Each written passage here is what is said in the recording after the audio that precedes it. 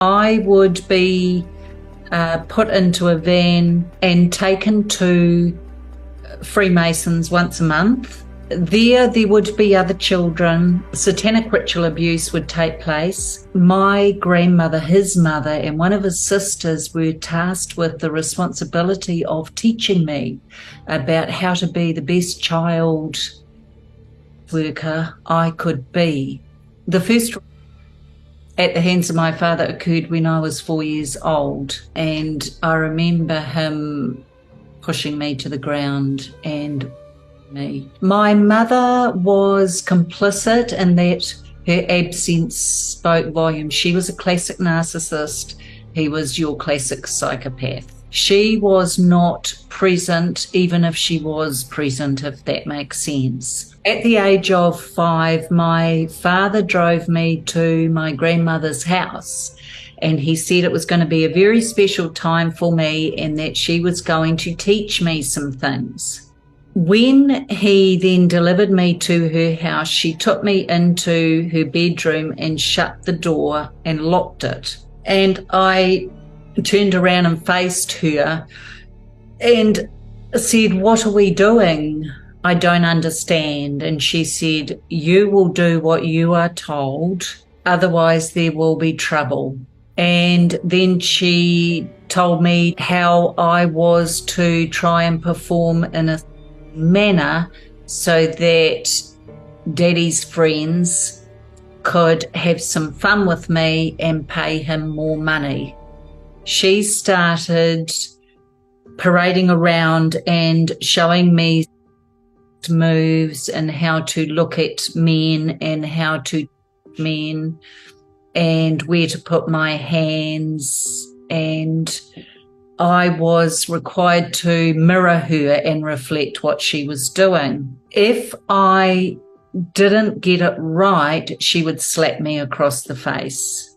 One of the first times I remember going to a party where my services were being paid for was at my father's home, where he had some friends come in and they each had a card in their hand and they were numbered. And what they had done was draw a number out, and that meant the order in which they would me, abuse me, hurt me. I think my father, from when I was quite young, had realized I needed to be, because no one wanted to pay money for a traumatized and terrified child, and I was both. I would be put into a van and taken to Freemasons once a month.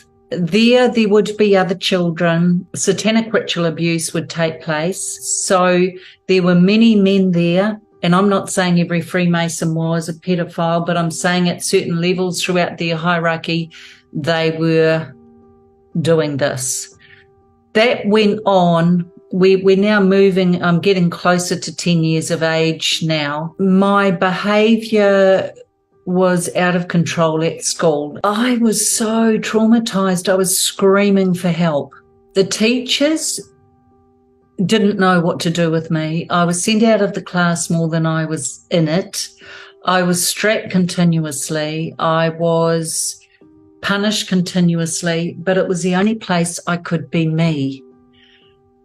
No teacher ever asked, "What's going on?" And as I reached the age of 11, my parents lined us up in the living room and said, "We are ending our marriage.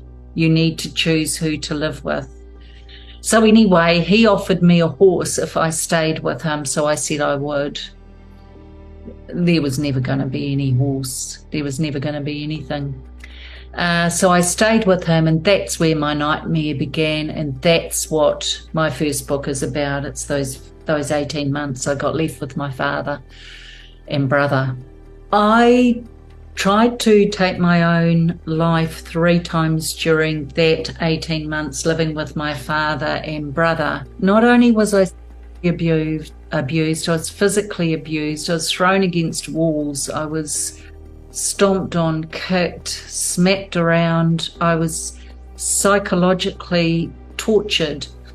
My abusers were mainly men, but there were women involved, and I was leased out of an Auckland nightclub, which is in our K Road, our red light district in central Auckland. I was leased out of the top floor of that, and I remember it. I was chained to a bed. The beautiful women working there, and there were some transgender people there as well, would look out for me, and they were horrified. They didn't like my father. I was an 11-and-a-half-year-old girl, very thin, very underweight, and clearly didn't want to be there, but they would sneak me in food and something to drink, and they looked out for me. But it was at that nightclub that men and sometimes women would come in to abuse me. But I was novelty, you see. I was the only child being leased out of there at the same nightclub.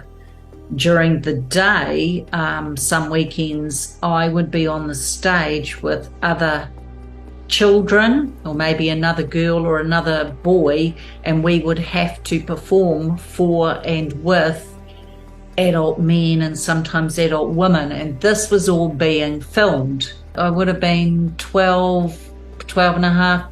I remember thinking, what is the point in calling out for help? There is none. The filming that took place would be during the day and would go on for most of the day. This was all filmed, and these were made into copies and then sold to other interested parties throughout my father's pedophile and underground rings. There is a myth out there that the abuse that I suffered must have been from lower socioeconomic, impoverished sectors within New Zealand. 100% false. This was across all sectors of society, and I understand it's the same today. It was not specific in a group. Anybody would do that had money, that could pay, and the more acts I could perform, the more money they could make. My parents separated at 11. At the age of 12 and a half, I came home from school one day and I saw my father in bed with another woman. That spun me into such shock because I was his mistress. In my childlike mind, I had become that for him. So I turned and fled, and I ran up to my mother's house, and I think that's actually what saved my life, because she rang the priest, and the priest said, "He is committing adultery, you need to remove her from the home." So I went and lived with my mother, but she decided she didn't really enjoy having me there. So very quickly she decided that I would have to go back to him every second weekend. So from the ages of 12 and a half to 16, I had 12 days of relative safety, and then I would have 2 days at my father's. It was actually more traumatic for me. He made sure that when I was with him, I earned every cent I could for every minute I was with him. The worst experience is one that I still remember vividly to this day. He leased me out to one of the gangs, money exchanged hands, and I was to be there for a 12-hour period. By the time my father picked me up the next day, I was unrecognizable. I was so traumatized I should have been hospitalized. My father, on arriving and seeing this, said these words to the gang leader: "Mate, you need to be careful what you do to her, eh? She won't look as good for you otherwise." During that weekend, they had what gangs call put me on the block, and it was an initiation ceremony for a new blooded gang member, which meant their prize and their initiation was to do whatever they wanted to me to prove how tough they were, and therefore to be acceptable into the gang. Now, because I was 12 and a half, maybe 13, but certainly early teens, I could see this man had something to prove, and I decided to look away. I didn't want to see his eyes, but he had other ideas. Now, once he'd finished with me, they all lined up to have a go. Again, but they couldn't quite shut out all of it. My grandmother, between the ages of 11 and 16, performed forced abortions on me. No one wanted me to be a pregnant teenager. No one was willing to pay money for that. So abortions were performed. My parents had a custody agreement that when I turned 16, I could choose whether to see my father or not. In other words, the custody agreement, the official custody agreement, ended when I turned 16. The only times I ever saw my father once I turned 16 was at family weddings or funerals. I never, ever willingly saw him again. My father was not a person to give up easily. He would continually ring the family home, demand to speak to me, and try and manipulate me. My mother was complicit in that. She wouldn't even advocate for me or wonder why. Why would you not want to be with him or see him? I was very grateful at the age of 16 to never have to see my father again. However, what I wasn't so grateful for was the absolute train wreck I was. And it was at the age of 32, by then I'd had my second child, when the memories started flying, and went and got professional help. But it still took decades of healing and workshops and reading and listening to professionals out there to try and find who was I. I had no idea that that beautiful little child who saw the light was somewhere in there. My therapist a year or so ago said to me, "Do you really think you went through all of that to do nothing with it?" And she's right. It was in my early 50s when I realized I needed to do something, and I went to a global development conference. I was just pulled to it, and there were 2,000 people there, and the group I was in had 2 trainers. There were about 60 of us in this group. And on day one, the 2 trainers in charge of our group approached me and they said, "Gloria, what an honor to meet you. We see you, we see your light. You can't hide this. And I think you should be talking at this conference, actually. Would you be prepared to do so?" And I said, "Hell no." I didn't see myself the way they saw me. I was still trying to lift my head up and look people in the eye about this trauma. But it was big in me, this truth, you see. I needed to speak because I knew there were other survivors out there as well. And I got up and spoke, and I spoke through tears, and I basically gave a quick synopsis of my 16 years.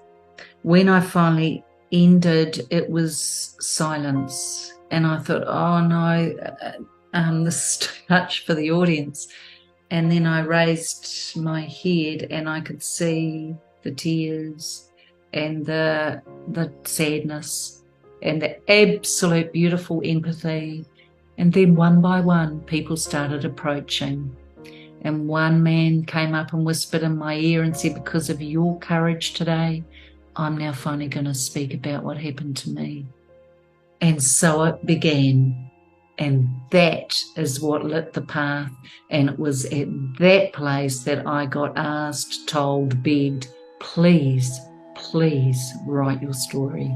The name of my first book is On Angel's Wings, My Flight from Trauma to Grace. And what it does is it depicts a girl at 11 looking down, because that was me, and you can see the angel wings coming down around her.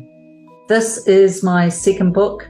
This is written for fellow survivors. It's Flight Path to Healing. I now run a channel and a charity called Handing the Shame Back.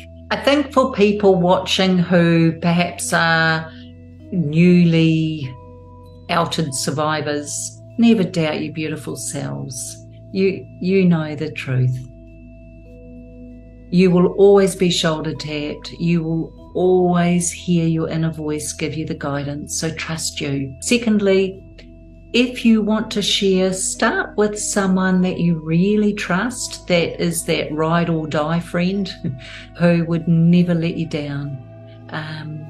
And finally, do some journaling. Sometimes what we hold in our heads and minds, if we can release it onto paper, it can show us a clear way through.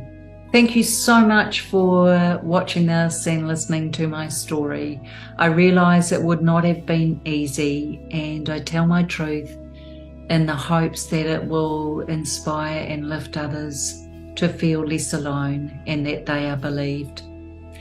If you would like to follow my story and become part of the survivor community, please go to handingtheshameback.org and also follow the YouTube channel Handing the Shame Back.